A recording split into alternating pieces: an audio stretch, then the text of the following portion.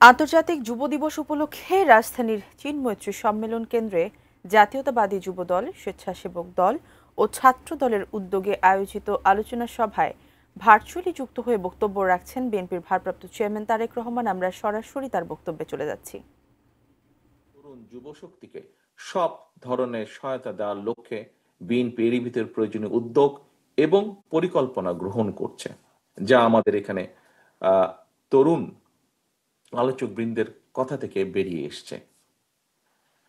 তরুণ যুব শক্তির প্রতি আমার একটা আহ্বান থাকবে, নিজেদেরকে প্রযুক্তি শিক্ষায় দক্ষ এবং যোগ্য করে গড়ে তুলুন। আপনাদের সাফল্য যাত্রাকে সহজ করার জন্য বিএনপি সম্ভাব্য সকল পরিকল্পনা এবং বাস্তবায়নের উপায় নিয়ে কিন্তু কাজ করছে, তৈরি করছে। এর মধ্যে তরুণ যুবক প্রিয় ভাই বোনেরা, বিএনপি বিশ্বাস করে প্রযুক্তি নির্ভর তারুণ্য এবং যুবশক্তি গড়তে হলে যুবশক্তির প্রযুক্তিগত কর্মদক্ষতা অবশ্যই বাড়াতে হবে। প্রযুক্তির সঠিক ব্যবহার শিখতে হবে, শেখাতে হবে। তরুণ যুবকদের প্রযুক্তি নির্ভর হওয়ার জন্য রাষ্ট্রীয় কিংবা সরকারি উদ্যোগের সুযোগ সুবিধা অবশ্যই আমাদের পক্ষে যতটুকু সম্ভব হবে সেটি নিশ্চিত করার ব্যবস্থা উদ্যোগ আমরা গ্রহণ করব ইনশাআল্লাহ। আমি দেশের কিশোর, তরুণ এবং যুব প্রজন্মকে বলতে চাই, প্রযুক্তি নির্ভর বর্তমান এবং ভবিষ্যৎ প্রজন্ম গড়ে তোলার লক্ষ্যে বিএনপির বিভিন্ন পর্যায়ের নানামুখী পরিকল্পনা রয়েছে। পরিকল্পনার দ্রুত বাস্তবায়নের লক্ষ্যে বিএনপির উদ্যোগে আমরা এরই ভিতরে বিশেষজ্ঞ টিম কাজ করছে। আমাদের স্কুল পর্যায় থেকে শিক্ষা কারিকুলামে প্রযুক্তি বিষয়ক শিক্ষা বাধ্যতামূলক হিসেবে অন্তর্ভুক্তির জন্য আমাদের টিমগুলো কাজ করছে, প্রয়োজনীয় প্ল্যানিং তারা তৈরি করছে।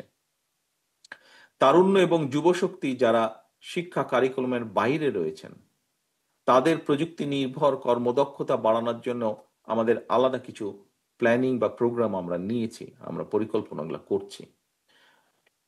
যুবশক্তি যাতে প্রশিক্ষিত হয়, আনস্কিল লেবার যাতে স্কিল হতে পারে এবং দেশে বিদেশে দক্ষ জনশক্তি হিসাবে কাজ করতে পারে, সে লক্ষ্যেও কিন্তু আমরা বিদেশি ভাষা শিক্ষা সহ বিভিন্ন রকমের প্রশিক্ষণ কোর্সের পরিকল্পনা আমাদের টিমগুলো তৈরি করছে। এটারই একটা অংশ হিসাবে যুব উন্নয়ন অধিদপ্তরকে আরো বেশি গতিশীল এবং কার্যকরী করে তোলার একটা সুযোগও রয়েছে। সারা দেশে ভোকেশনাল ইনস্টিটিউট যেগুলো আছে, এগুলোর মাধ্যমে প্রযুক্তি এবং কারিগরি শিক্ষা বিষয়ক প্রশিক্ষণ প্রদানেরও আমাদের সুযোগ রয়েছে।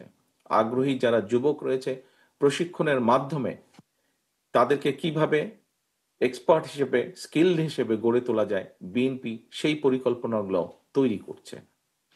নতুন নতুন কর্মক্ষেত্র কি আছে সেগুলোকে চিহ্নিত করার জন্য আরেকটি টিম আমাদের কাজ করছে।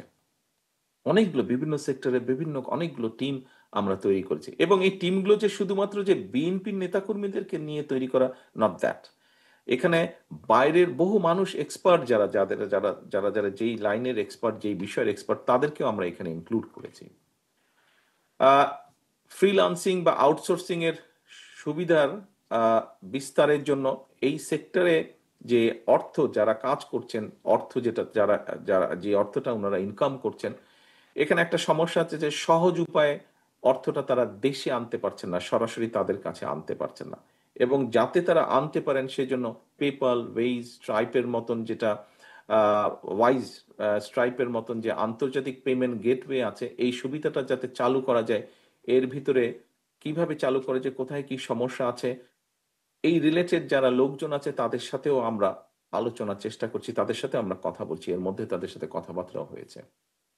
উদ্যোক্তা বা এন্টারপ্রেনার আছে যে এটা তৈরির জন্য রাষ্ট্রীয় পর্যায় থেকে সুযোগ সুবিধা কিভাবে দেওয়া যেতে পারে ছোট ছোট এন্টারপ্রেনারকে, সেই বিষয়ে কাজ করছে আমাদের টিম। তারা আমাদেরকে অ্যাডভাইস তৈরি করছে আমাদের জন্য। স্টার্ট আপ বিজনেসকে সার্বিকভাবে কিভাবে উৎসাহিত করার পাশাপাশি তরুণ উদ্যোক্তা বা এন্টারপ্রেনার যাদের আছে তাদের জন্য আরো হাইটেক পার্ক বা ইনকিউবেশন সেন্টার স্থাপন, এগুলা নিয়েও কাজ করছি। এগুলো আমাদের চিন্তা ভাবনার মধ্যে রয়ে গিয়েছে, যেটা নিয়ে আমরা পরিকল্পনা গ্রহণ করতে পারবো এবং বাস্তবায়ন কিভাবে করা যেতে পারে সেটিও আমরা চিন্তা ভাবনা করছি।